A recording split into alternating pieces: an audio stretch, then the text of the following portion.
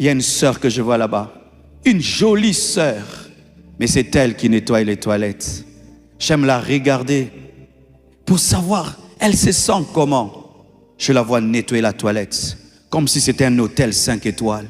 Elle est là tous les jours. Elle est là tous les jours. Ma sœur, ne lâche pas. Continue. Continue. Dieu enverra un homme qui cherche une femme humble comme toi. Il va t'aimer dans les toilettes. Oh frère, vous cherchez les sœurs où? Allez chercher la sœur là qui est dans les toilettes.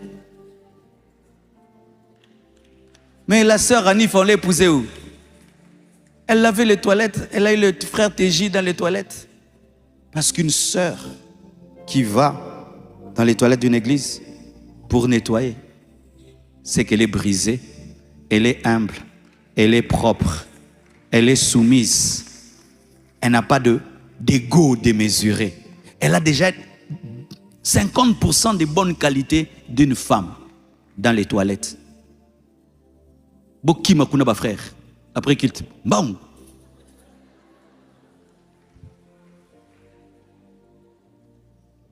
Marie porte une grossesse. Qui est le Père? Dieu. Dieu. Eh Marie. Le goutano matima kasiboué. Sambe. Armoko chaba zemi. Ça s'est fait comment? Oh, la puissance de Dieu m'a couvert. L'onction. Et puis je suis devenue enceinte. Tu n'as pas parlé en langue. C'est un bébé. C'est lorsque ta destinée est une moquerie. Ta destinée est une honte. Mais c'est vrai. Nous disons Marie, Marie. Si tu donnais un micro à Marie, c'est qu'elle vivait la honte qu'elle vivait.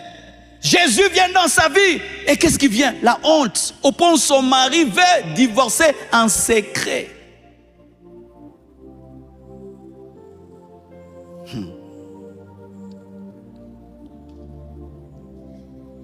Dieu te dit, fais ça. Et tu sais que ta famille va se moquer de toi. Tes amis vont se moquer de toi. Tes amis vont te rejeter. Mais tu sais que tu vas le faire pour les sauver un jour. Mais pendant un temps, ils vont se moquer de toi. Ferme les oreilles, ferme les yeux. Continue ta route, continue ta route. Au final, lorsque Jésus va ressusciter, lorsqu'il va répandre le Saint-Esprit et que le monde entier parlera de lui, on saura que tu as raison. Marie, c'est aussi une fille qui attrape une grossesse en dehors du mariage. La honte lui dit, avorte. Mais la parole de Dieu lui dit, n'avorte pas.